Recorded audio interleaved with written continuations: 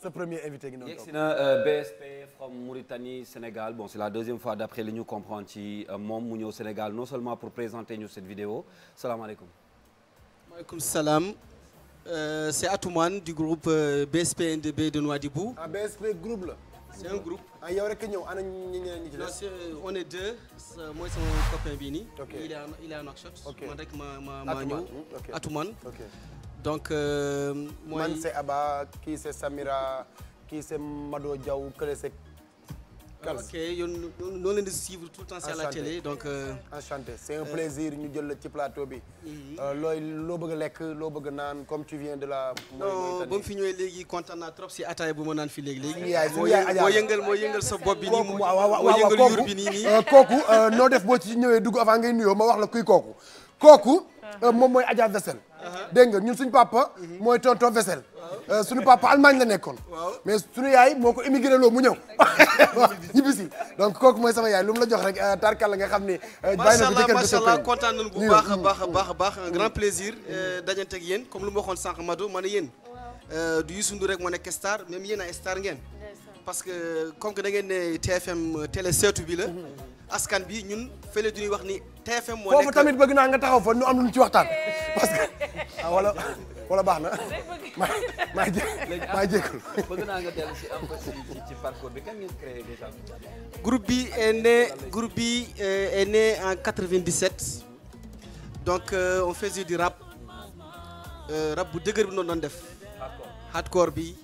On a pu rencontrer, jouer avec pas mal d'artistes sénégalais. Par exemple, ñoom Marabout, partagé na ay scène, ñoom Pakoutia Rahmou, ak ñoom Xuman. En 2008 sama dernier concert Xuman en 2008. Donc en 2008 sama copain bi Baba mu am def benn accident de travail, bâtiment moo daan ci kawam. Donc du coup nu am retard. Faju bi 10 ans presque nuy faj. ba yàlla may ko instant bi nii mënu woon dox mais tey yàlla may na ko tey moo ngi dox c'est un ouvrier karo la doon def bâtiment daan ci kawam. donc bu ñu toogee on a dit que pourquoi pas moom comme que amatul liggéey pourquoi pas nu ñëwaat def musique bi. D'accord. On est des pères de famille mais on va venir avec beneen style. Rap man defuma mais on va essayer de créer quelque chose boo xamante ne. le reggae international la gars yi du koy déglu mag ak xale ñi bëgg pourquoi pas ñun duñu essayer indi encore si biir reggae bi mu bañ a nekk benn reggae bu positif. D'accord. donc ñu def le rap reggae. D'accord BSP lan lay. mooy naataange xale yu bëri jom. naataange xale mooy BSP. D'accord. mooy Bamtare en pulaar Sukaabe Pellital. c'est en pulaar. donc mooy comme en 2020 nag. On est venu avec un album. Actuellement, on a 5 albums yi pare depuis presque 2 ans. am nañu 5 albums yi pare bii moo nekk 5e album bu ñu génnee nii. fukki at ngeen toog ko ñu ñëw leen way donc balaa ngeen di ñëwaat amu leen woon ay problème parce que way bi am na lu ci nekk ci kanam am na lu ngeen fi fekk te bàyyiwu leen ko fi woon. donc waaw loolu la soo leen gisee ni ñëwaat si style bi pour démarquer wu ak gars yi. parce que amoon na benn tendance trap ñëpp di si demandoo ak le rap. xam nañu c'est un peu très mal vu suñuy parents yi ak suñu âge suñuy doom yi encore saaga yi non Mauritanie foofu am na fa saaga non am na ñu koy def fii day saaga am na ñu koy def day saaga fii One Lyrical day saaga am na ñu koy def sàmbal on ñoom a préféré pourquoi pas créer beneen style toog xalaat ci. D'accord. reggae bu ñuy def bi c'est du reggae da nga siy dégg xalam da nga siy dégg ay yeneen sonorité D'accord. yoo xamante ñun noo ko moom. donc nekkul reggae jamaïcain yi ni d'autres pays. yoo xam ni da ngay tux ba sa yaram tàng nga soog a ñëw. alhamdulilah on est des reggae moom dañuy xaar nga tux moom boo nee toj ci reggae rek ñun ñu ngi lay xaar nga ñun waaw ñuy xool naan kii ban heure lay taal. ñu naan ban heure lay taal. doy waar mooy vidéo bi diversité bi c'est-à-dire yaa ngi koy dégg muy làkk plusieurs langues. ndax da nga bëgg fans yi nekk Sénégal ñi nekk ci diaspora bi ak. Samira man ànduma ak yow. reggae lay def. laaj ko reggae lu tax clip bi gisuñu ci bikini ak tux mais quand même mais lu tax laaj sëru boobu lu tax laaj duñ ko laaj directement reggae gisuñu ci bikini ay xale yu sol bikini gisuñu ci tux il est temps si adduna bi africain yi fépp fa mu nekk si adduna bi il est temps nga jóg effectivement nga jógal sa bopp d'abord balaa état bi ñun mu lay jàppale wala kenn di lay jàppale defal yow effort sa wàllu bopp comme lu ma wax ni léeg-léeg time is money genre donc bul toog di xaar si sens bu ne bul toog di xaar jógal nga def benn effort d'abord après ñeneen ñi su la gisee jéem a jàppale la. yaa ngi Sénégal nii c'est dans lequel cadre est-ce que da nga ñëw juste pour présenter cette vidéo wala da nga ñëwaale en spectacle. Bon de passage maa ngi nuyu sama benn grand bu mu fi indi. man je suis un ingénieur de bâtiment. donc sama spécialité si décoration plafond laay def. ak peinture. donc loolu moom fi indi on m'a déplacé depuis 3 mois maa ngi fii. si benn chantier fii Wakam. et du coup yàlla daf ma xamante ne un gars ku tudd Diouf. Vieux Diouf un gars excellent. bon moom. yaay liggéey ak moom. donc liggéey ak moom beneen gars yi mun tax en rapport ak pour mun a am benn émission mun a partager sama album gars yi mun ko xam. d'accord ça se trouve dans les plateformes de téléchargement. disponible légal disponible soo bëggee jënd mën nga dugg foofu jënd. d'accord. donc corona bi moo taxoon on n'a pas fait de concert tu vois. merci beaucoup c'est ça c'est un album de 13 titres. Vieux Diouf da nga ko miin bu baax wala dañ leen boole rek. non par téléphone ba léegi mosuma ko. Vieux Diouf soo ko gis. pour man da nga koy tabaxal sax mu koy nëbb. d'accord léegi Atoumane rapidement peut-être. kon dañuy dem lan mooy affaire Vieux Diouf bi kenn du ci taxaw. moom Vieux Diouf moom xamu fi. Mauritanien la bu ñëw ñu boole ko Vieux Diouf doo wax ci Vieux Diouf yow da koy bàyyi ni mu def. kon nañ alors lan mooy surtout les projets à venir comme album bi c'est déjà disponible yaa ngi fi depuis 3 mois est-ce que mën nañu xaar peut-être d'autres projets à venir. waaw on a d'autres projets à venir donc fii noo ngi ñaan gars yi nañ dem découvrir album bi d'abord déglu ko encore il y a d'autres surprises noo ngi ñëw si yoon incha allah d'ici quelque temps il y aura les clés dinañ mën a am clés yi dinañ ko mën a jaay def ay points de vente jaay ko donc pour ñun diggante Mauritanie ak Sénégal benn bopp la daal kenn mënu ko xaral ñaar. koo gis moo ngi nekk fii am na tànk fële donc c'est la famille donc loolu moo tax encore ñu ñëw fii mën a partager ak yéen plateau bi. jërëjëf kontaan nañu bu baax a baax. merci lan mooy sa mot de la fin. mot de la fin di leen gërëm yéen stars yi nii Aba No Stress leel bi laa gisul nag. waaw mu ngi nii de. waaw noonu la. enchanté ma ne ko enchanté. noonu la leel bi enchanté. jërëjëf passage maa ngi nuyu sama famille ñu may jàppale samay doom sama soxna. maa ngi jàpp samay cousin sama membre bi Baba Jiré kii moo nekk sama idole man du ma déglu beneen musique lu dul moom mooy sama conseil mooy sama lépp mooy àndal mooy sama idole donc xol bi ñun ñaar la benn la daal donc jabaram maa ngi koy nuyu bu baax maa ngi nuyu encore sama yaay sama ñoom pap maa ngi nuyu moom yaayam ku ñuy jàppale guddeeg bëccëg maa ngi nuyu encore ici sama njaatige yu baax yi nekk fii nii maa ngi nuyu Aïssata depuis Rufisque ñu koy wax ayu ñoom samay cousin Nimzat boutique Ngagne donc y a d'autres qui sont là ak ku lim juum daal. ndeysaan ndeysaan li mu wax ni am na solo rab bi nekk Mauritanie nee na moom ki muy àndal ñu bokk groupe nee na moom benn lañ mooy idolam ma ne ko kii de du wax loolu maam góor du wax loolu waa Bamba ji Fall Alaaji Man du wax loolu waa Daara ji yow Moustapha mi nekkoon ci Dabrens du wax loolu ñoom Baxaw wallaahi le gars là par exemple kii rab bi nice na par exemple kii y avait c'était 2 groupes différents moom moo nekkoon fële maa ngi nekk fii yàlla def ngeen booloo depuis presque 22 ans noo ngi ànd. One Miracle ak Dip ñoo bokkoon groupe tey jii du laale ca saaga rek ay ca yeggali nga ni fan xam naa moom dinañ fi commencé invité nit mu naan leen ndax doo ma fekk Aba bu ñëwee du ma ñëw. tey waxi sew laa en tout cas merci beaucoup ñu ngi lay bëggee bu baax BSP Atoumane moom loolu leen doon représenté aujourd'hui pour parler de cette production ak la dernière vidéo en attendant ñu recevoir beneen wala yeneen artistes yoo xam ne ñoom aussi c'est un groupe ñu ngi tudd Saltigui ñu ngi bàyyee ko Fatick c'est un groupe boo xam ne nag ça existe depuis très longtemps ci game hip hop bi jot nañ def ay performances yu bëri tey dañu seet si en exclusivité pour un titre bu tudd Sénégal regardez. Abdoulaye boo jumee ba ñam sama buy bi nga xam ne moom la sama yaay buy bi dafa am karasol Adja Vessel sama yaay moo Abdoulaye yow instant bi ngay sànq bi ngay compter maa ngi woon ci buy bi moo tax mënu ma doon dégg ay ca kals dafa mel ni indi nga ñu waa Fatick.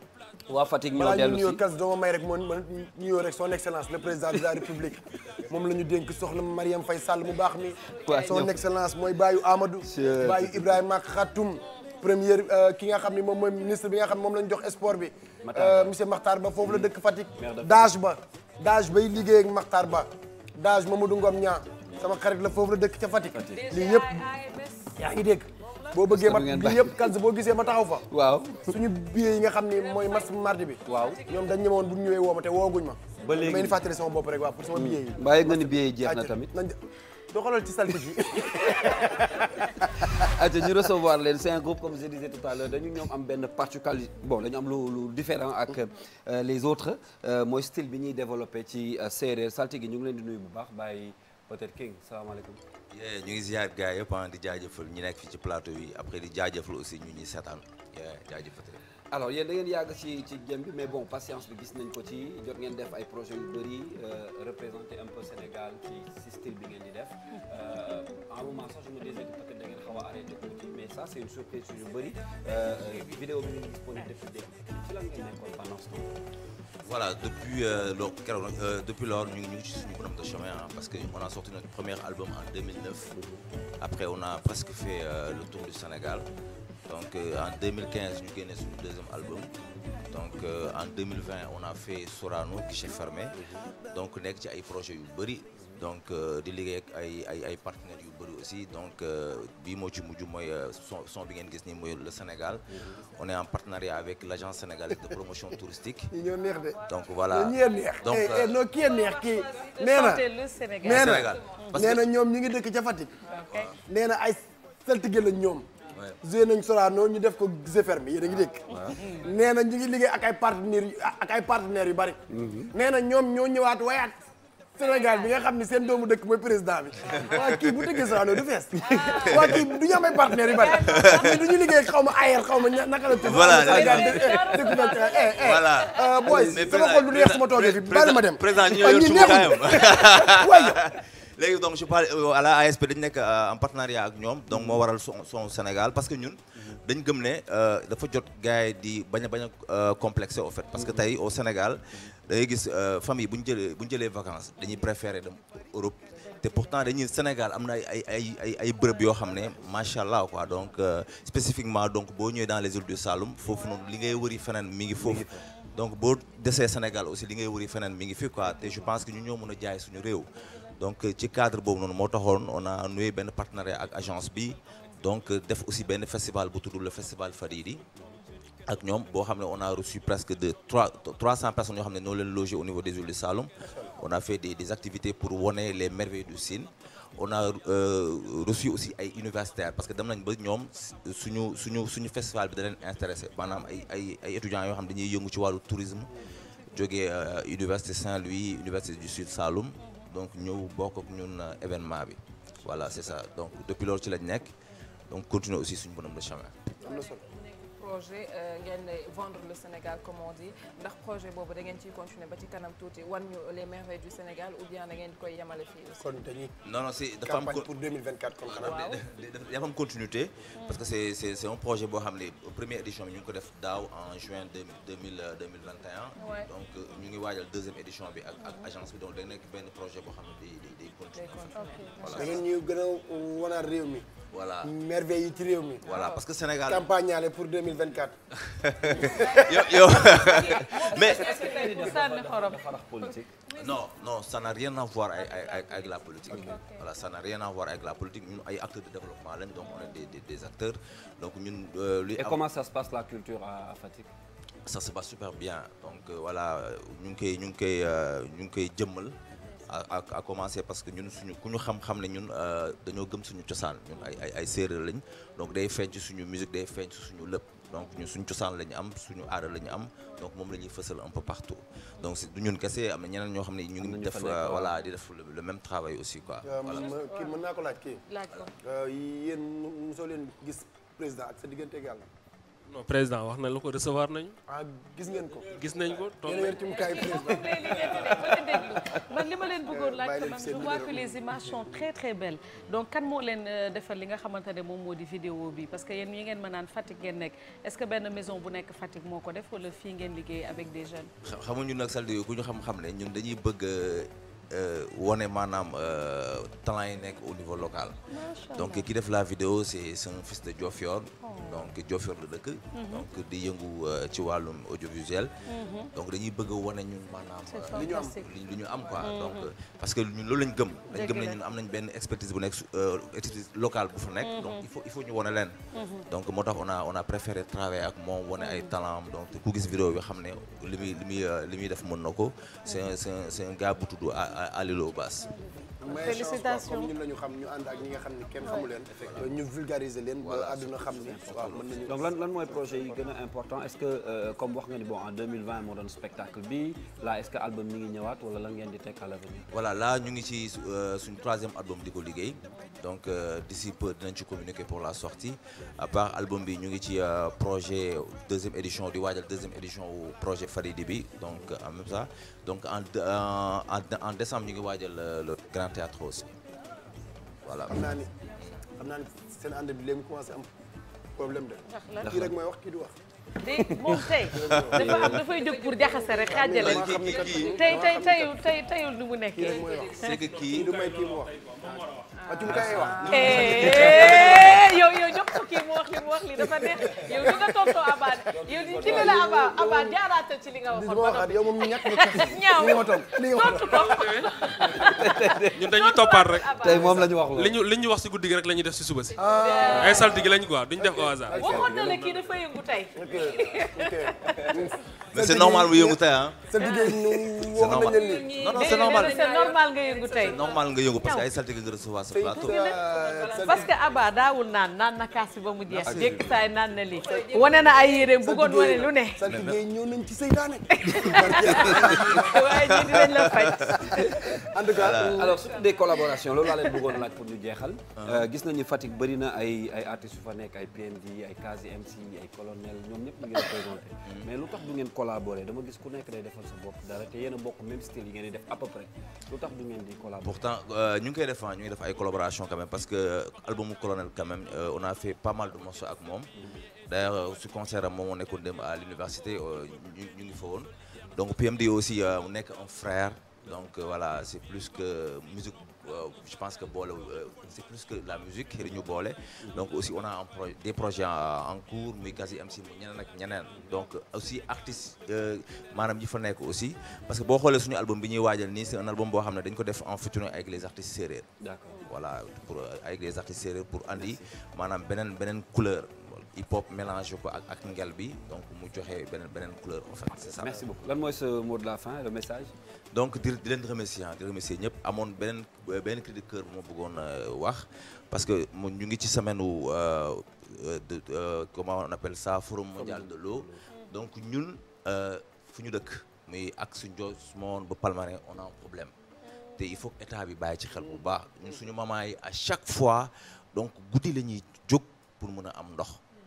donc il faut que nit ñi bàyyi xel ñi nekk ci monde rural bi Sénégal du Dakar kese quoi il faut que ñu bàyyi xel ñu dëkk foofu noonu on a des problèmes des difficultés pour avoir le liquide précieux donc on lance un appel à l'État mu bàyyi xel secteur boobu bu baax a baax. c'est important. voilà merci beaucoup. merci beaucoup King ñu ngi lay bëgg ci àll bi nag. ouais c'est war nañu bàyyi xel ci àll bi ci côté ndox mais côté lépp rek parce que yaakaar nañ Sénégal fii rek la. ci capitale bi rek boo voyagé tuuti booy. da ngay xam ni doo fier sax nekk bi nga nekk Sénégalais parce que waaw parce que day xaw a métti trop nañ leen dimbali bàyyi xel ci àll bi bu baax a baax c'est très important. ça c'est un message très important merci beaucoup Saltigué mën ngeen dem retrouver la vidéo c'est disponible sur votre chaîne YouTube restez avec nous le temps ñu recevoir suñu beneen invité biir Fatick la ñuy desaat ba tey tout à l'heure maa ngi ko doon tudd il s'appelle PMD GSB lui aussi il a fait un titre Taamu Sénégal regardez le temps moom aussi mu dellu si ci plateau bi. PMD GBC GSB Taamu Sénégal dama jël ay notes donc sa invité la dama jël ay notes ci clip bi dama jël ay notes ci son bi bu ngeen laajee ba pare man dama bëgg laaj samay notes yi nga xam ni. am na loo noté yow waaw d'accord léegi PMD ñu ngi lay nuyu. parce que yaa angi sous roche quand même. am na foog mu leer. te man dama bëgg a xam là où le bas blesse. maa ngi IAM fa lay jàngee tamit. bon maa ngi lay siyaar Kalsa nuyu la nuyu.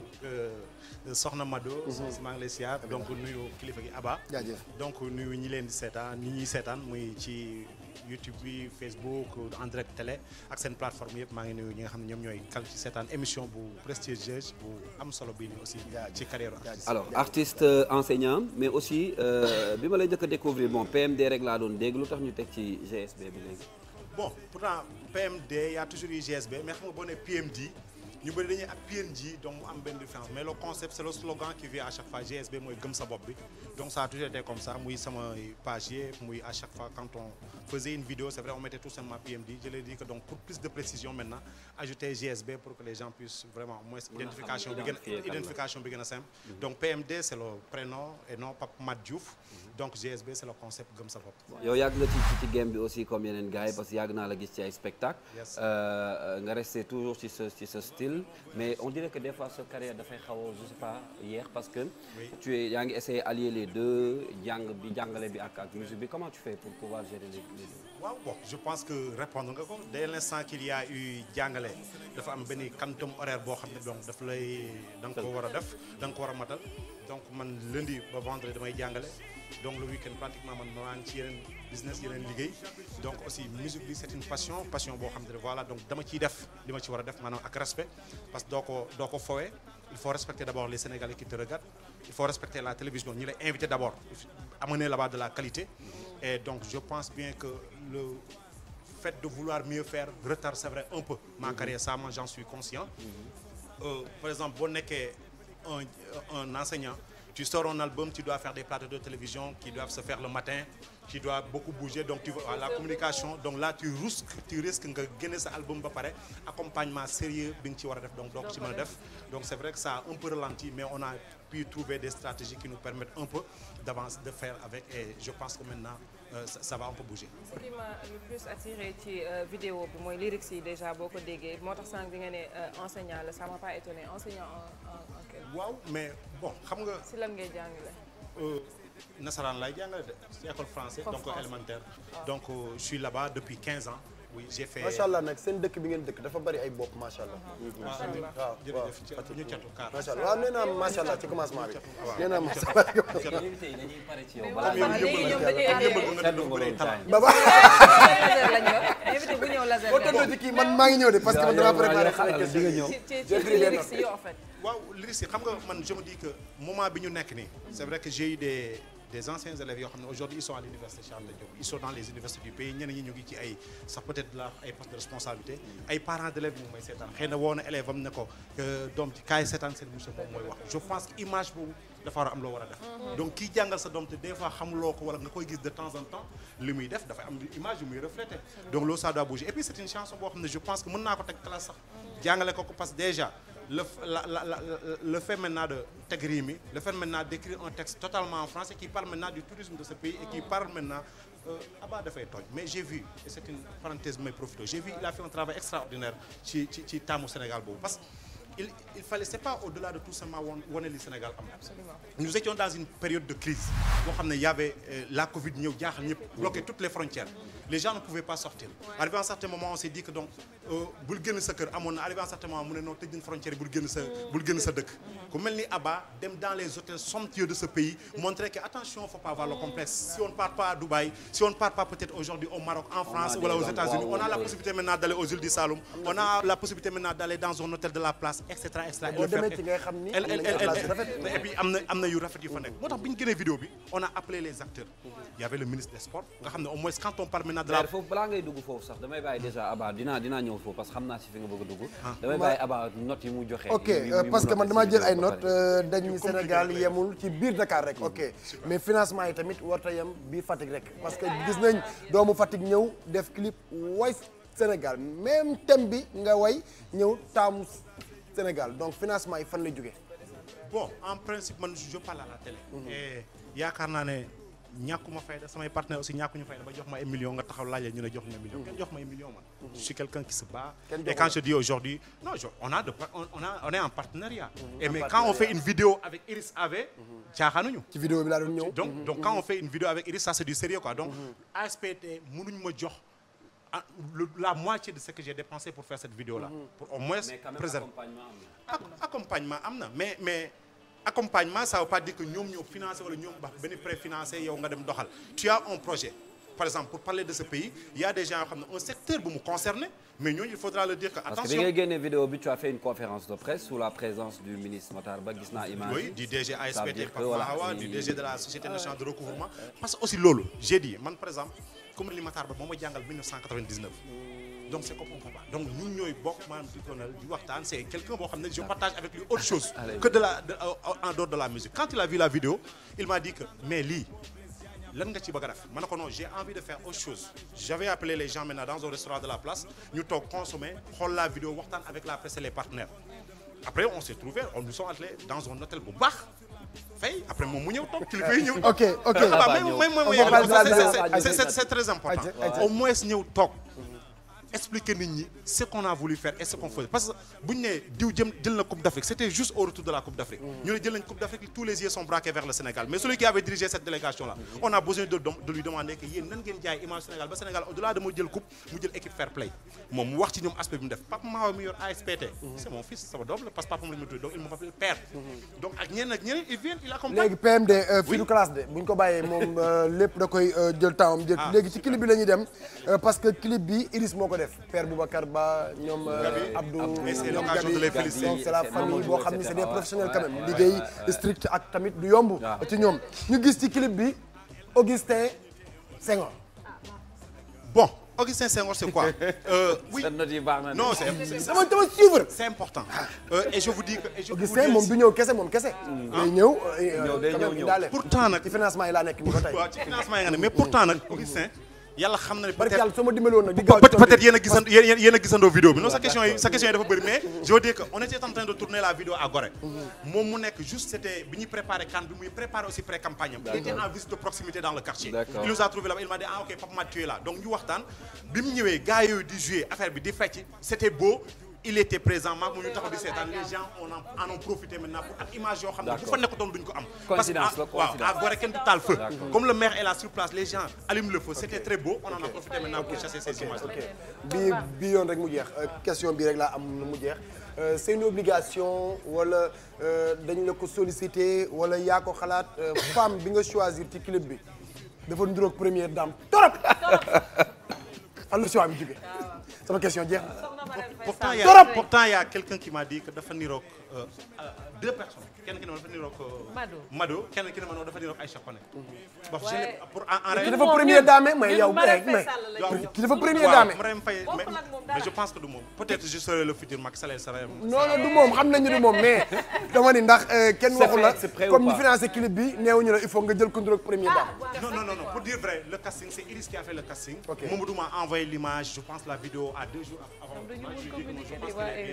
donc voilà après bu ñu ko gënee stylé donc je pense que ça va donner. en tout cas PMD li ñu bëgg a waxtaanee fii yëpp xaju fi mais dinañ am occasion peut-être. waaw da ngay dem ci moom ki ngeen waxtaanee foofu yéen ñaar seen jàkkaarloo. alors lan mooy les projets à venir on sait que nag ñi ngay génne ay single dafay bëri à quand l'album. Bon, on va sortir d'abord. On tourne déjà la semaine prochaine une autre vidéo qui va parler un peu aussi du Sénégal, qui va rester dans ce contexte-là. Et juste après la Korité, je pense que la vidéo va sortir le jour de la Korité. Inch'Allah, donc juste après la Korité, on va passer vers une mixtape de façon gratuite. D'abord parce qu'il faut d'abord le faire connaître d'abord avant que nous disions on va vers ça. Et puis voilà, je pense. Le mot de la fin. Vous remercier, ça c'est bien. Vous nous mettez à l'aise. lii mooy invitation de convocation quand on invite quelqu'un mën nga wax plané kaf ak moom reetaan et puis voilà et le mettre à l'aise et le mot de la fin moom mooy se mobiliser aussi pour le mardi pour toujours ce Sénégal que nous avons tous au cœur ce Sénégal que nous aimons nous tous donc feesal stade bi donc accompagner pousse équipe nationale bi pour la qualification. waxal Matar ba Aba nee na jotagul billet. wax naa ko léegi nii père non dina ko jox Aba bu amul billet sax man maa koy jox. ak Augustin waxal ko Augustin. Augustin Mamadou Ngom Niang waxal ma leen waaw. d'accord merci beaucoup PMD ñu ngi lay gërëm bu baax a baax rendez-vous très bientôt inchallah dinañ ko recevoir ci yeneen pour gën a détailler ce projet dañuy jëlaat beneen invité il s'appelle Zou Dala on regarde sa vidéo moom aussi mu fekk si ñu. ayca Zou Dala. voilà c'est son nom d'artiste moom aussi léegi laa koy doog a xàmmee ni nekkoon na hip hop feeling Zou salaamaaleykum. waaleykum salaam grand Kelzo maa ngi lay ziar bu baax di ziar ñu mu fekk si plateau bi ñoom ABBA di ziar gars yi. nga njëkk tey li mu tey nga wóyoo ko nii. ABBA waaye kii mel kii woo benn xale bu ndaw yow naan ABBA di kaana kaana parce que dañ leen ne ay Zou Dala rek ngay kii boo ma xamul puti xam na ma de. mooy avant transitaire bi. mi ngi fa le grand transitaire lii yëpp moom la fu ma romb ñaar fukki junni moo nekk sa ginnaaw. da ngay dem may ma benn xët waay may ma benn xët waay booy petit waay da ngay dem waay sama fils la Zou sama fils la ayca Zou nu mu demee waaye nice na grand cœur naka business yi alors ça c'est tout nouveau lu bees la waaw gis nga mooy loolu clip bi rek clip bu bees la bokk sama projet Champing Levels mixtape mu ngi génn le 25 février la génn clip bi si projet bi la bokk Champing Levels mixtape disponible na si plateforme yëpp aussi di wax gars yi ñu dem streamer xam nga yokk ñu doole loolu ñu mën a may avantage quoi pour boog ñu gën a mën a am visibilité si li nga xamante ne moom mooy hip hop bi ñu nekk nii. bien sûr alors yaa ngi woon ci ay compétition là tu viens de le dire génne nga sa benn projet naka nga gisee sa bopp ci game bi tu penses que affaire yaa ngi. waaw am na avancement moom je pense si je pense bien am na avancement après hip hop feeling bi la ñu ñëw génn projet bi itam cartonné na def na it gars yi ñu ngi streamer si plateforme yi et tout te yaakaar naa ne affaire boobu si ëpp solo quoi.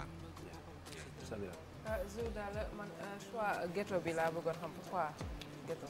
soit ghetto bi parce que waaw foofu laa jógee bari ñi sama dëkk di leen ziar bu baax parce que son bi booy xool pour ñoom la quoi maanaam parce que son bi si lébu laay wax si ghetto ni ñuy dundee sama dëkk bari waaw son bi daal si loolu lay wax. voilà noonu la demee bu beneen yoo nekkee Sénégal gépp lay doon incha allah. am na solo nga génn ci li nga xam ni moom mooy ay compétition rap ak yu mel noonu mais da nga nante gi nga nantee ma gën a neex ci ñëw gi nga ñëw toog ci plateau bi naka jekk petit ne ma sama boy ngay invité waaw boy bi li muy wax yëpp yéen du ngeen ko seetlu. yow tam sa nawle la bu yàgg dañuy rafetal rek. xam bada dafa dër nawleem la. day camoufler dër bi nawleem la. dama ko xool dem ba yow. moo tax mu ne ABBA. Aba. mais gaaw na de. mën naa wax Aba sax de ABBA ma gën a neex rek. wàññi son bi kan moo ko bind yow wala dañ la ko bindal. non man kenn moo bindal man maay bindal sama bopp artiste nga invité l'international. mais bindal artiste aussi c'est pas grave. soo bindee dina am ko xool mais man moom ma bindal sama bopp moo may gënal quoi si laay gën a am fil si li may def. am inspiration bi di bindal sa bopp. noonu la demee nag voilà. bi naka la lay dikkee foog nga dox fenn wala dund dara lan ngay gën a bind d'habitude thème de société. pour muy gën a yomb si man parce que man sama rap maanaam lu ma dundul du ma ko rap. loo xamante ne defuma ko quoi du ma fenn si samay son maanaam. affaire boobu tax quoi inspiration bi di ñëw. non du li ma dund lépp am na loo xam ne waaw mais li ngay dund lépp mais non yow yaa ne li nga dund yëpp ngay rap li may dund lu am njariñ boobu. li nga dund yëpp. lu am njariñ. li nga dund yëpp ak sa diggante yàlla. li nga dund yëpp ngay rap am teel kay am teel li nga dund yëpp moom ngay rap. bi ci guddi ay 22h bi ma petit yow di woo. 22h dañ lay woo te mënuñu laa jot. dina loolu 22h démb ci guddi démb ak sa digganteeg yàlla. di lekk recette. di bind loolu. alors bëgg naa ñu ñëw ci sa projet bi tuuti comme génn na fan la nekk mi ngi ci plateforme yi wala en film. disponible na si plateforme yëpp mu ngi Spotify mi ngi Deezer. lu projet bi tudd. projet bi Champing Levels mixtape la tudd. ça veut dire. Champing Levels mixtape maanaam champing comme champion lébu bi ma doon. te boo xoolee projet bi aussi génnul si lébu génnul tamit ci champing. noonu la demee loolu moo waral projet bi voilà philosophie bi loolu moo waral. alors Aba mi ngi wax peut-être tout à l'heure am na ñu nekk sa ginnaaw mais est-ce que tu es aussi dans un label. non instant bi nekkuma nag si benn label quoi damay fay di prise samay son comme genre. waaw projet yi moom ñu ngi ñëw bu dee projet moom du jeex comme ni ma ko waxee sànq rek li may dund yëpp laay rab. waajal ma bay pare. mais sa yoon du nekkul ci keneen ki li muy rab ak yooyu. non nga xool rab bi am lu la ci soof lu ci déranger nga war. non xoolal ñu loolu. doo attaqué doo sànni kenn xeer doo wax ak kenn. non des fois ma ñafaale nii rek. mënul ñàkk. waaw mënul ñàkk moom. tey gis nga Ngaaka Blindé am soxna léegi fi ñu toll nii mu ngi def ay son di ci ànd ak soxnaam gis nga One Lyrical am soxna mu ngi def clip di ànd ak est-ce que loolu ak hip hop bi war a góoree war a metti gars yi di def ay sensibilité ak sentimental di ànd ak seen soxna yi loolu du ngeen ko génn wax. mais man loolu noonu du ma ko blâmer mais loolu dafa naaj. maa maanuwul kon maa ngi jégalu kon mën naa la bàyyi. mooy loolu waaw Ngaaka foog mu ñëw ak soxnaam lii. waaw gis nga alors Zou peut-être le message ak surtout projet yi ñëw est-ce que après peut-être mën nañu xaar un spectacle Bargny. parce que waaw man waaye def naa ay spectacle Bargny amagul naa fa ñaari spectacle mais am na yeneen yu gën a garaaw sax yu ñëw. waaw ñoo ngi waajal tamit album. mooy loolu di wax ak gars yi ñu xaar ko bientôt léegi mu ñëw incha allah. jaajëf dafa dër ay abaa dëruma sant nañ la gërëm nañ la nga wax sama dara pour ñu wan àdduna ni que du man rek dër ci plateau man ak yow dër dañ lay bàyyi nga sant nga gërëm ñu la neex ñëpp nag. waaw mooy loolu waaw maa ngi leen di gërëm waaw yéen ñii nii avant tout di gërëm sama grand petit transitaire di gërëm King Shop ak laay styliste ñoom ñi nga xam ne tey jii ku ma maaseel jamono bàyyi na ma xel ndax li may sol waaw mooy loolu di gërëmaat waa Bargny waaw di gërëm sama grand dame Meraus ak Ndiaye dollar sama ménagère mooy loolu di leen gërëm yéen ñëpp aussi. ay ci kontaan nañu jaajëf Zou. alors on va dañuy dem recevoir keneen toujours ci les artistes yi nga xam ne dañu andi seen actualité après. balaa nga ciy ñëw doo ma la ñaanee benn affaire di ngeen ma ko may. ok waaw même ma ñaan ba pare man maa ñaan ba pare ku ci nekk ñun boo ñëwee toog fii bëgg nga bu weer bi dee ñu am lu la jox. ah dëgg la du ñu wuti xaalis kon te ñëwaat. na dem publicité dëgg la.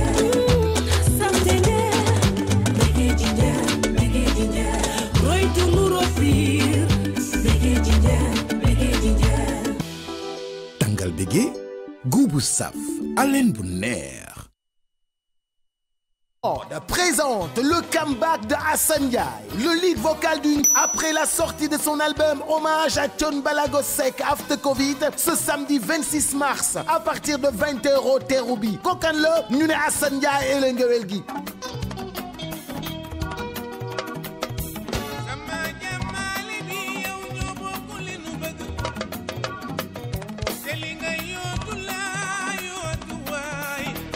Première partie ba ñu ne Kéba Seck ay yow lii nar na neex di première partie Kéba Seck ah ban pays mooy pays invité ñu ne la Gambie. Gambian people bugguma kenn des gannaaw I want everyone to come on board Assane Ndiaye and the Gewel gi band of course ak Kéba Seck waaye nag li nga xamante ne mooy waa Raf Prod ñoo ñu indil this night is going to be a spectacular night a night full of surprises of course and a beautiful night boo xamante ne is the Senegambian night Assane Ndiaye and the Gewel gi band. xam naa ne Gambian si buñ fëlësee sañse macha allah red carpet is going to be there for you guys maa ngi oo everybody képp koo xamante ne yaa ngi Gambia surtout sama waa biir Tamba xam nga Assane daf ñoo beral loxo bëgg naa ñëpp ñu daal di ñëw.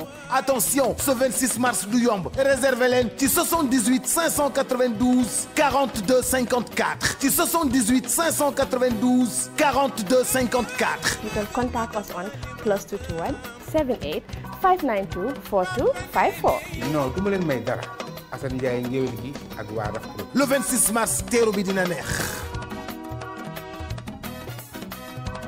mbokki Sénégal mbokki Kaolack nangaan ak li ko wër lu label Jerry Ngoné Production moo leen di présenter Pape Diouf au cœur de ville de Kaolack nangaan le 26 mars ça va être chaud ça va être grave à partir de 21h soirée bu amul fenn la leen Pape Diouf di defal yéen waa Kaolack nangaan lu label Jerry Ngoné Production dama damay sargal jigéenu Sénégal jiital ci madame Marème Faye Sall première dame madame Mbacké Abse Guiro borom fondation Afrique Vision Internationale Khady Kouta responsable politique crème Ndayja PDG Jay Steel monsieur Papi Gueye président Réveil Kaolack Moda Samb président ARD Moussa Diamambay opérateur économique Baye Mbaye M Signes opérateur économique Ousmane Ndour transitaire bu mag bi Ibou Bambara le grand promoteur Talibé Mame Baye Niass bi madame Ndiouk Mbaye jigéen ju man góor responsable politique entrée 5000 francs ci porte bi prévente nga am ko ci 3000 francs VIP 10 000 francs point de vente salon Anta Gueye Cœur de Ville Mathias Lewna Anna Thiam Mbaru Or Absa Diagne réservation table 77 104 22 61 77 481 0048 cay le 26 ak lu label Jeri Ngone Production andi ceeg doomu ndeyam Bakane Seck et le Jeri Jeri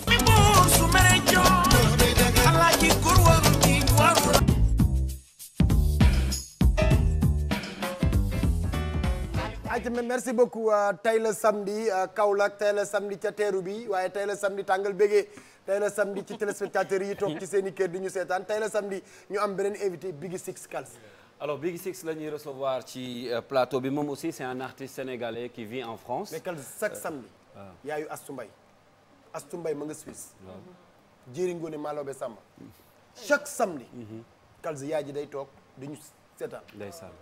samedi bu ne maire bi bu xëyee day seetaan li nga xam ni mooy weekend start da lay seetaan man daf may seetaan Mado Diaw seetaan Samira yaayu Astou Mbaye nga Suisse mooy Chéri Thomas Jeri Ngone Malobe Samba moo Jeri Ngone mii maam Cheikh Mbaye ñoo bokk Astou Mbaye ku baax yaay jëma bëgg Astou ba tey woowu ma may man Astou bu ma woowul garaaw man dama yaayu Astou Mbaye woore boo ko moom mi toog ñu seetaan barki yonent te moom naka jekk ku bëgg ndeyam mu bëgg la waaw Astou man damaa bëgg sa ndey ok yàlla defal la jàmm léegi eggali ak invité ñu dem ak Biggy Six moom France da nekkoon na doon dund ak yooyu yëpp yaa ngi ko doon wax baal ma ci dagg gi ma la dagg c'est un artiste sénégalais qui vit en France génne son deuxième projet boo xam ne mi ngi tudd Coloré album la nag boo xam ne il a travaillé entre la France ak le Sénégal mais surtout ci dëkk yi nekk biir France yëpp mu ñëw andil ñu benn vidéo on regarde déjà sa vidéo bi bokk ci album bi ñu dellu soit sur ce plateau. alors Biggy Six lii c'est un extrait dans cet album ñu bàyyi ko mu nuyoo déjà salaamaaleykum. waaleykum salaam maa ngi lay nuyu Kalzi di nuyu toute l'équipe de la TFM. di nuyu émission bu nice bi parce que anytime dañ koy seetaan ba biir France di nuyu Abba di nuyu soxna yu taro yi di leen nuyu bu baax. di nuyu waa Mbaaw di nuyu suma yaay di ko bëggee di ko ñaanal yàlla mu yàgg fi lool te wér di nuyu sama maam di nuyu tamit aussi waa Gandiaye di nuyu waa Kammange Xoox Casamance Ziguinchor fàttewuma fenn di nuyu aussi en France di nuyu je salue toute la famille Schmitt et mon label Biggy Six di nuyu je salue aussi ma Lyon elle nous regarde depuis la France donc di ziar aussi la Lyon waay la Lyon waay parce qu'on a entendu nga way le choix waay après di nga ñu wax c'est qui wala c'est quoi le choix. même titre boobu sax moo jëkkee en fait la Lyon moo jëkk avant le choix. Okay. Donc di nuyu aussi papa Paco DJ Paco bu Walf di nuyu suma bro bi ma àndal moom si staff bi la bokk Papa Sankan di nuyu aussi toute l'équipe de staff de Biggy Six et tous les ambassadeurs de Biggy Six yu nekk en fait Sénégal Congo Burkina Faso Mali partout dans le monde di leen bëggee di leen ziar. nga xam foofu yëpp. waaw album bi dafa génn aussi ci sous-région bi. c'est ça yeneen dëkk yu bëri. Comment tu as fait peut-être pour am cette possibilité? En fait avant may dem Sénégal en fait j'avais la possibilité de voyager donc avant may dem Sénégal dama bëggoon ne ubbeeku si wàllu musique donc bi ma jóobee benn album bu 10 titres laa dem présenté ko Bois Sacré Fada Freddy moom bi mu dégloo son bi la ne ma bàyyi rap boy parce que tu rappes bien mais tu es en anglais tu es un américain mais dama si dégg benn sound boo xamante c'est particulier sound boo xamante ni mën nga ko développer adduna bi yëpp dégg la si la retourné waatee nag commencé liggéey léegi nag foofu laa commencé en fait entamer ma carrière professionnellement au chant si la demee Mali dem Côte d'Ivoire dem Burkina Faso Congo pour pouvoir apprendre la musique différents multicolores yi fa nekk pour mën ko boole sama bopp donc noonu laa fa amee link noonu laa fa amee ay connaissances lu large moo tax suma album donc da nga fay gis tout su Nigeria bi da nga fay gis tout su Côte d'Ivoire Burkina Faso partout donc bi ma génnee sama album ak sa loxo bi si laa demee France pour récupérer en fait li fa nekk pour gën ko boole sama bopp donc si laa amee chance génne benn album bu 18 titres. Coloré waaw Coloré def benn son mais ci biir son bi ñu ngi ciy dégg yaa ngi wax français. waay yaa ngi wax anglais. waay ak ban langue ak wolof. waay naa ngi wax wolof waay. plus en fait des fois tamit gars yi dañuy déglu sumay sound mais.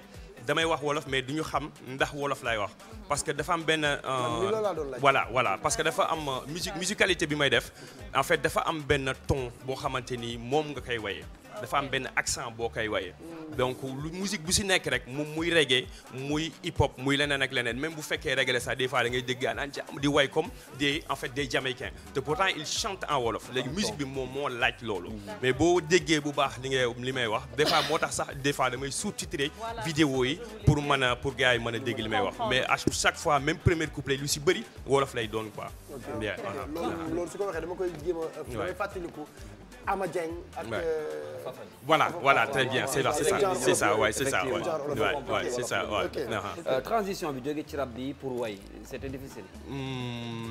C'était pas difficile parce que en fait je me suis porté volontairement pour def ko parce que sensation la woon aussi parce que dama doon làqatu di way en même temps di fësal rap bi donc bi may fësal rap bi gars yi xamee woon ma si rap mais boobu amoon na leneen luy nelaw si man ma sàcc ko def ko suma album Fada Freddy dina ma loolu mooy dëgg donc bi ma waxee ne loolu mooy dëgg aw ma si benn complexe dama jël loolu rek agrandir donc c'est ça après benn jour sama yaay dégg mu may way mu ne ma man je préfère mieux lorsque tu chantes que booy rap parce que booy rap day gaaw donc du ma xam looy wax mais booy way en fait c'est comme si on a l'impression que tu perces les cœurs donc man su ma yaay moo waxee loolu Fada Freddy wax ma loolu donc c'est là ne non amul barrière damay dem waaw.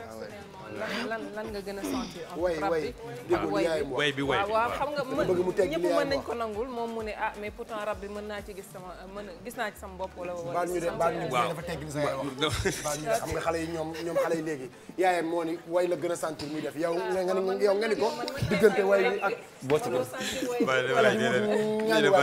fonk yaayam ne yaayam pourtant li mu wax ay un artiste doit être plein et tout ça complet mënoon nga utiliser pourquoi pas les deux. en fait même suma album am na benn son bu tudd Woomaay dama def benn couplet way def benn couplet rap pour wane suma identité rap mais way bi moo gën a en fait moom moo ëpp ndeysaan man bu may way si laay sama xol si lay gën a tooy léegi nag bi ma demee ba sama mère découvrir loolu ne ma voilà fii laa lay sentir après si laa gën a am benn taxawaay ndëgër laay pour mën a continuer comprendre nga mais mënoon naa ko def en fait ñu gisee ko neneen wala ñii mais suma yaay bi ma déggee gisuma sax daf ma dégg si kër gi may way muy xool néeg bi kan mooy way léegi bi ma fekkee foofu ba ma kii mu ne ma non yaay way ma ne ko waaw mu ne ma mais développer lii donc ça m'a donné la chance de pouvoir waaw balaa mu ngi may dara kii fan lay mujj dina am ak problème Alaaji Alsane Mbaye ndax bu toogee naan way ëpp ndeysaan ku daan rap mujj di seet lu ëpp ndeysaan kii buñ ko mayee kanam lool Moussa Mbaye Mbaye ñu fi mën na si nekk pourtant maa ngi waajal benn featuring di solliciter Viviane parce que album bi amul featuring mais dañ ne ma voilà dañu album bi waaw mu ngi noonu album bi amul featuring donc Viviane doon koo xam dama ko like loolu parce que dafa liggéeyam dafa kawe dañuy toog ba France ñu toog ak ay français mën na leen kan ngeen xam ci musique du Sénégal ñu ne ma bu dee jigéen ñu ne ma Viviane bu dee góor ñu ne ma Sidiki Diabaté pour ñoom sénégalais la mais du sénégalais pour te dire que ne Viviane dem na foo xamante ni moom sax peut-être jëmam ay yeggu fa donc ma sentir lu muy def donc nag di ko ñaan bu fekkee moom mu ngi may dégg chaque jour maa ngi koy wax voilà son bi pare na donc mu partem rek moo si def ñu envoyé ko ñu jéem a def ak Philippe dina ko def mais tey ñun ñëpp loolu la ñuy laaj ñun ñëpp li ñuy laaj mooy loo ñuy may fii fi nga toog nii tey lan nga ñu jina comme subaare léppay mu jegeen baawaan ànd ak jom di fight muñ liy jëkk laaj ànd ak jom ba hayde gént nañu ne góor su baawee daw muñ lay jëkk laaj moom lay jëkk waay jina comme subaare léppay mu jegeen baawaan ànd ak jom di waay muñ lay jëkk laaj ànd ak jom ba hayde gént nañu ne góor su baawee daw muñ lay jëkk waay moom lay jëkk laaj jaajëf mais tu as du mal à comprendre alors album bi génn na fan la disponible déjà yaa ngi Sénégal depuis combien de temps maa ngi Sénégal depuis 3 semaines. depuis 3 semaines maa ngi fii parce que dañu defoon ay projet ne dañuy ñëw fii Sénégal pas Sénégal mais pas Afrique defoon fi 7 dates benn bi Congo benn bi Burkina Faso Côte d'Ivoire ak Mali léegi ak 3 dates yoo xamante ni bon 2 dates yoo xam ne dañ ko bokkoon fii Sénégal benn bi Mbao beneen yeneen yi Gandiaye ak kii Forever léegi nag bu ñu ñëwee nag après on s'est rendu compte que ne weeru koor bi le mois d'avril la ñu conserver juste 2 dates boo xamante ni benn bi ñu ngi koy def campement Ngexox concert bi tey la di invité waa Sénégal yëpp apparemment lañ invité si concert bi di leen invité yéen ñëpp donc campement Ngexox ci Iba xam naa dina nar a extraordinaire parce que instant bi Petite Côte bi yëpp Popenguine partout gars yi ñu ngi déglu écho bi donc 1er avril tamit ñu ngi koy yóbbu Gandiaye parce que foofu tamit su ma dëkk la mën naa wax ne man Petite Côte bi Gandiaye campement Ngexox Sindia Fatick ba Kaolack fa lañ ma gën a mën a xamee sax que Dakar Mbao fi ma dëkk donc di leen invité yéen ñëpp le 26 mars bii nii tey ak le 1er avril à Gandiaye jërëjëf lan mooy le mot de la fin le message surtout ak ku la bëgg a contacter comme yaa ngi Sénégal waaw di béggee ku ma bëgg a contacter bu jaaree si yow tamit dina nice parce que yow yàgg nga nekk si job moom mën na lijjanti kiw Viviane bi non dama koy bàyyi sa loxo yow tamit waaw dama koy bàyyi moo ci gën a gaaw moom mi moo kii toog nii amul problème ñoom waaw léegi yéen daal yéen ñeenti bàyyi naa ak seen loxo voilà kontaan nañ bu baax a baax merci beaucoup di nuyu suma famille suma oncle le maire moom suma papa la en même temps c'est le maire de Mbao suma papa la tey tamit suma oncle la di nuyu Mouhamed son grand frère Alaaji Giren di nuyu sama maam bi xamante ni moom yar man suma maam lépp loo xamante ni man sagesse bi nekk si man moo ko def parce que jamono ji suma yaay yaree rek dëbbanti jël yar tak sama maam woo ma si ruxu bi jox ma crème wala nii na ma jaaral nii comprendre nga di ko ziar lu bëri donc di nuyu waa Mbao Forever Grand Mbao partout Dakar Thiaroye Diamaguène bi ma juddoo parce que ñu dañoo juddoo Diamaguène toxu dem Mbao falaa yaroo di leen nuyu waa Diamaguène ñoom tamit Forever fàttewuma kenn du nuyu suma équipe du nuyu suma mes amis d'enfance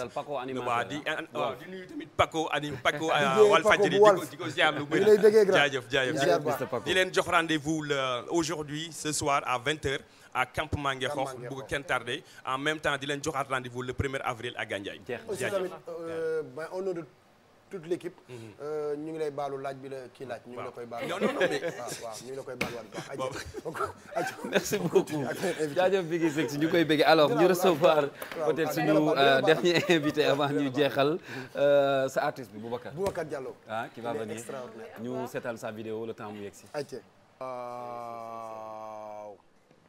lii moom mooy Sénégal war a qualifier coupe du monde dem lii c'est extraordinaire parce que way nañu réew mi ñu wan ñu réew mi mais way réew mi ba ku ci nekk di yëg ay frissons am sa yaram loo ci yëg c'est extraordinaire ça c'est extraordinaire hymne la c'est véritable talent la et puis moom boo déggee voix bi rek li nga xam ne daanaan la Boubacar ñu ngi lay nuyu c'est un plaisir nekk artiste ñëpp nangul la sa talent ça fait plaisir ça waaw merci beaucoup déjà ci invitation bi maa leen di fay bu baax di nuyu waa TFM ak ñu ñuy seetaan ñëpp ci monde bi et voilà ma am plaisir présenter son bi Sénégal muy man loo xam ne peut-être déjà man satisfaction personnelle bu ma ci am ba ma koy def studio ba ma toogee ñu def juste refrain bi toog naa ci suuf tëdd naa lu nekk def naa ko ma ne lii rek man en fait waaw parce que musique tamit loolu lañ ciy xool mooy loo xam ne da ngay def œuvre boo xam ne peut-être dina perdurer après ta mort te loolu la ñuy ñaan quoi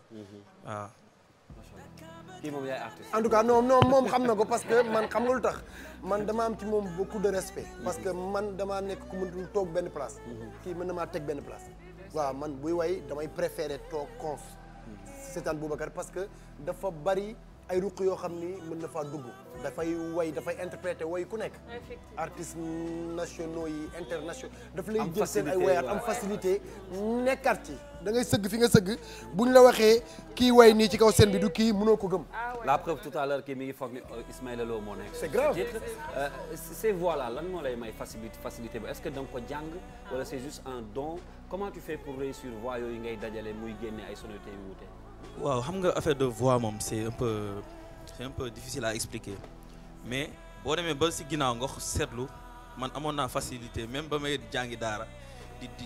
di neexal baat di toppandoo ay notes ak ay yooyu donc après ngay toog boo nekkee ci lycée yi di def foyer ak yooyu ngay xam ne am nga benn don. ngay am ne am nga don boo xam ne am nga facilité su ma dégloo artiste nii déglu ko tey ci guddi gi nii même su ma xamul lu muy wax mun naa jël tuuti ci moom donc loolu noonu après tamit liggéey bu gën a jafe mooy tamit en tant qu'artiste moo tax tamit ñu toog temps bi yëpp di liggéey di xaar tamit production parce que c'est très difficile de dem sans production léegi ñu nekk ci benn structure bu nekk point rek ñuy liggéey loolu nag créer identité boo xam ne le mieux pour moi waaw te loolu c'est important léegi si musique bi loo xam ne tey jii nañ ne ah Boubacar lii lay def voilà donc moo tax.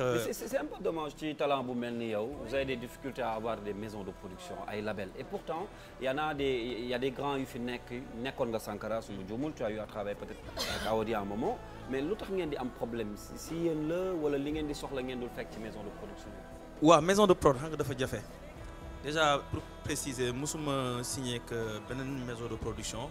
Awadi c'est un vieux père comme je le dis c'est un gars qui supporte. li mu dugal tamit si yenn affaires yi comme ñoom Fada Freddy daan naa dem Bois Sacré mais man dama koo xam ne tamit bon je fais de la musique très pop dance affaire yooyu noonu dama am liberté musicale donc am na ñoo xam ne dinañ ñëw si yow mais après du aboutir parce que sur le concret loolu moo jafe. am na ñu bëri nag ñëw nañ defoon naa Island Africa Talent. jógee naa foofu noonu représenté Sénégal dem ba demi-finale def naa Afrique du Sud dem naa si yenn dëkk yi Côte d'Ivoire yëpp pour représenter Sénégal mais.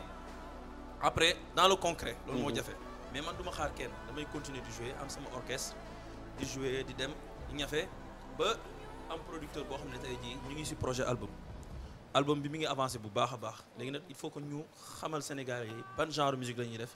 balaa ñu commencé balaa ñu ñëw ci projet bi ak ci son bi ak ci le concept parce que dañu gis ne gars yi dañoo jël loolu di way réew mi xamuñu nag ñun li nekk ci ginnaaw financement ak yooyu ñun wóoruñu mais tey damay laajte ndax da nga nekk ci école parce que dañ lay gis da ngay jouer instrument tey dañ lay gis am nga sa groupe tey dañ lay gis da ngay interpréter genre son yu nekk liggéey bu mag boobu je pense que am na école boo nekk wala am na ñoo nekk seen loxo wala am na ci loo nekk quoi.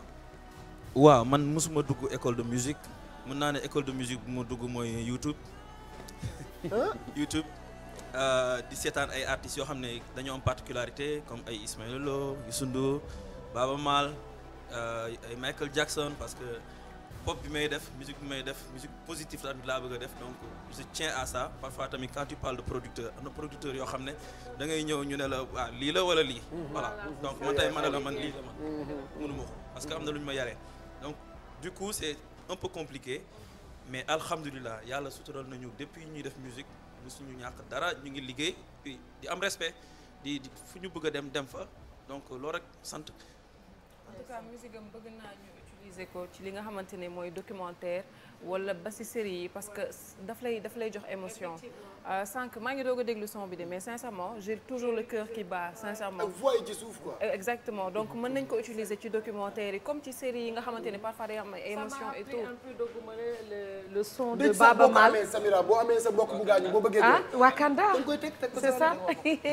Wakanda Ismaël Lo ak kii son bi mu woyoon Africa.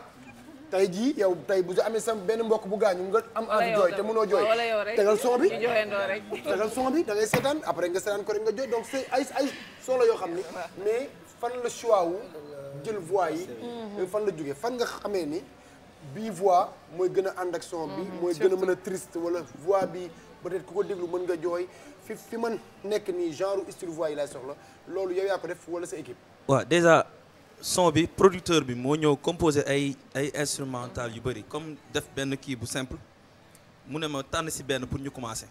mais ba mu joué bii à la base c'était un morceau très rapide boo xam ne voilà. Sénégal ñi ñooy seen vidéo tu vois. Sénégal ñi ñooy seen vidéo tu vois. ñun ñooy ñan. ñun ñooy seen vidéo. ñun ñooy ñan. ñun la jeunesse ñun. chaque partie des Sénégalais c'est pas que la jeunesse. mooy que maa ngi naan ñun ñooy seen vidéo. le peuple nous sommes des étoiles en fait. tey jii su ma demee Sénégal su ma demee Côte d'Ivoire tey ba mu fay mujj dem damay ñëw damay wax rek ñu ne Sénégalais mais ça veut dire que lépp lu may def dama ko war a xool. donc exactement yow miroiru Sénégal nga ñun ñëpp miroiru Sénégal moo tax ma ne chaque Sénégalais est un bout d'étoile. moo tax ma woy ko mais son bi lu gaaw la woon donc da ngeen di def recherche ngeen xool lan moo gën a touché nit. parce que son bi revenir sur cette partie-là bi nga doon woy léegi. Sénégal ñun ñooy seen bidéew Sénégal ñun ñooy seen bidéew.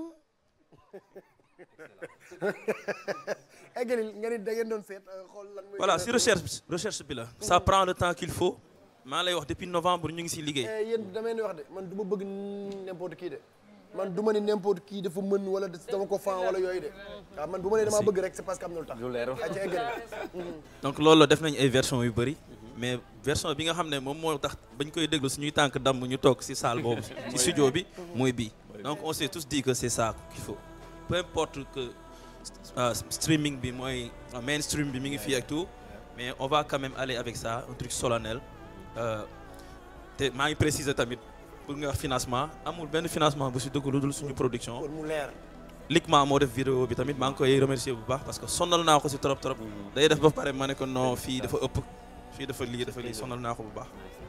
En tout cas merci beaucoup yow waxtaan ak yow c'est tellement intéressant mën nañ ci jël waxtu bu bëri parce que talent bi moo koy waral comme Abba disait tout à l'heure ñu ngi leen di conseiller aussi bu fekkee am ngeen temps de découvrir ces lives yi muy def c'est plus vivant et puis di nga gën a reconnaître talent bi nekk si moom peut-être est-ce que mën nañ la retrouver ci ay endroits yaa ngi jouer pour le moment wala pas encore. waaw maa ngi jouer si endroit yu bëri maa ngi ay Alchimia Fourchette mais ku bëgg a xam fu may jouer mën nga abonné wu si page Instagram bi Boubacar rek waaw mais Boubacar bi ak K la sinon di nga wër ba sonn xam nga DJ Boubs daf maa topp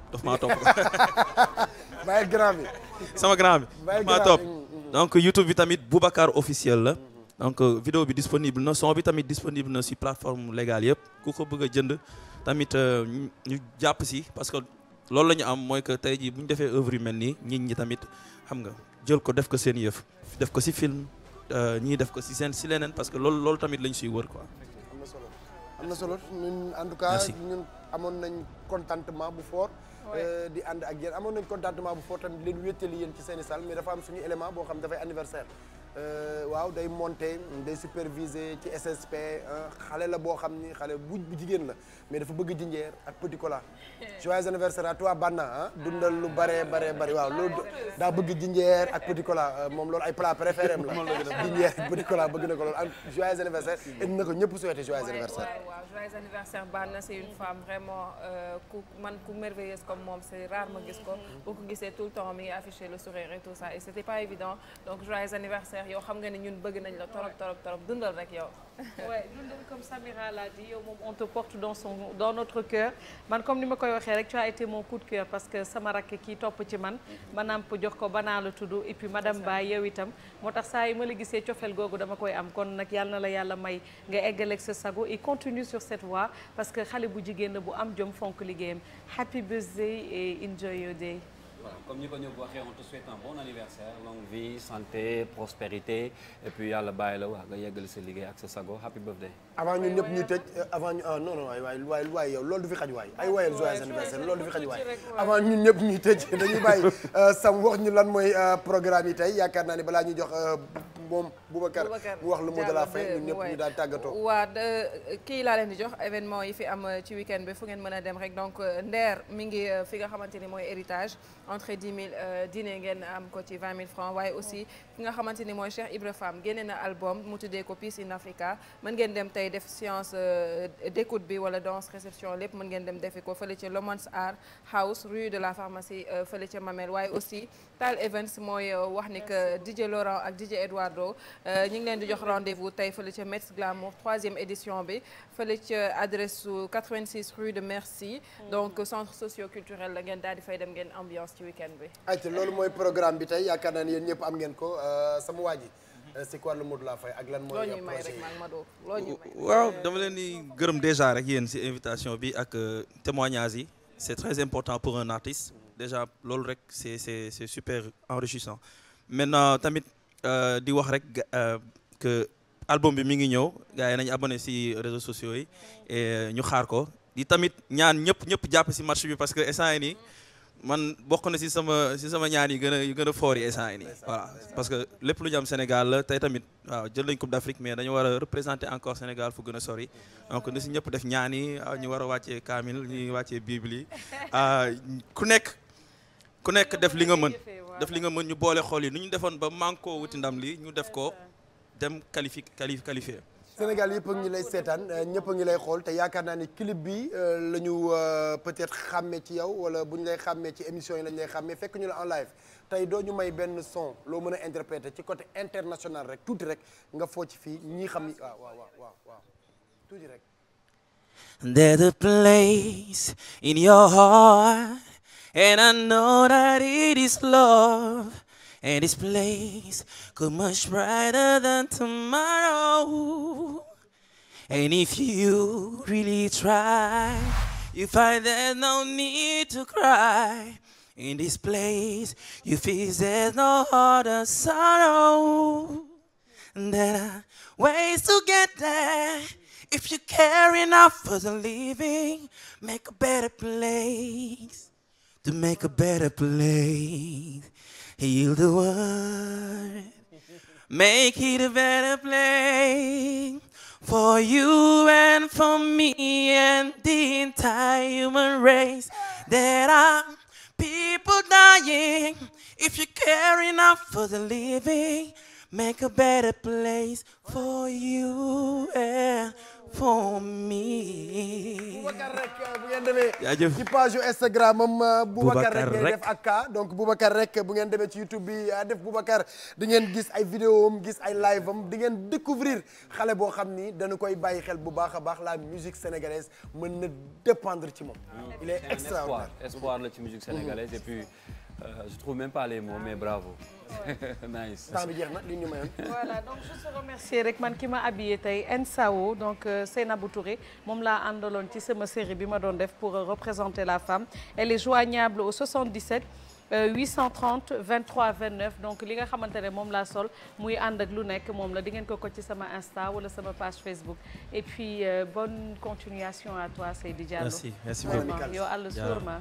Merci beaucoup Abba donc rendez-vous peut-être samedi prochain ñu dellu si waat gunge leen et puis actualité musicale peut-être Abba rapidement l'hymne du grand bal africain est sorti hier de Youssou Ndour qui annonce pour le 18 juin Bercy bi ñu war a dem bi France déjà pour cette année ou pour cette fois-ci c'est le grand bal pour l'Afrique voilà raison pour laquelle démb vers 18h il paraît le disponible et la vidéo inchallah dina disponible pour très bientôt mais en tout cas jàpp leen ni rek c'est en route vers Bercy bi ñu jëm pour le 18 juin 2022 Abba ñu xamee ko noonu hymne baa ngi noonu donc hymne bi mu ngi noonu hymne bi nga xam moo ñu annoncé le grand bal bi war a am le 18 laaj naa leen seen passeport yéeg ngeen ma ko jox mais yaakaar naa ne xam ne bu yéexee kon du ci man bu yéexee kon da ngeen xam ne ci yéen la ma jox la sama boss loolu laaju ma la sa passeport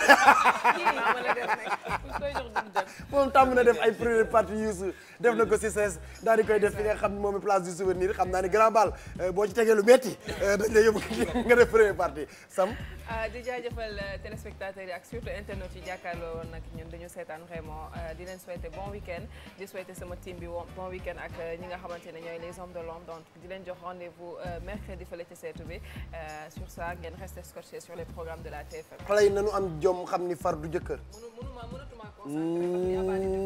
na bu ay si nee na naa ko nuyal xaw ma faram bi. il va se reconnaître xam nga tamit far du jëkkër yow ngay farantu naan nuyul ma sama far bi il va se reconnaître maa ngi koy nuyu maa ngi nuyu faram bi léegi nag man waa Brooklyn Shop ñoo ma sañseel Ahmed Fall maa ngi koy kontaanee bu baax a baax a baax Ahmed Fall Brooklyn Shop maa ngi koy bëggee bu baax numéro téléphone am 77 la 548 18 62 ma nga ca yoonu Almadi bi en face li nga xam ne moom mooy Cheikh Kacha Ahmed Fall Brooklyn Shop maa ngi lay nuyu di nuyu ñoom Lamine ñoom Zakira ñoom ñëpp Ahmed Fall Brooklyn Shop moo ma sañseel Ahmed yàlla na jàmmam yàgg ay ca mi ngi noonu bu ngeen bëggee lu baax bu bëgg authentique da ngeen dem seeti Ahmed Fall Brooklyn Shop sama dàll ci kaw table bi bu ngeen bëggee ngeen dàq ma ba samedi prochain ci beneen week-end sax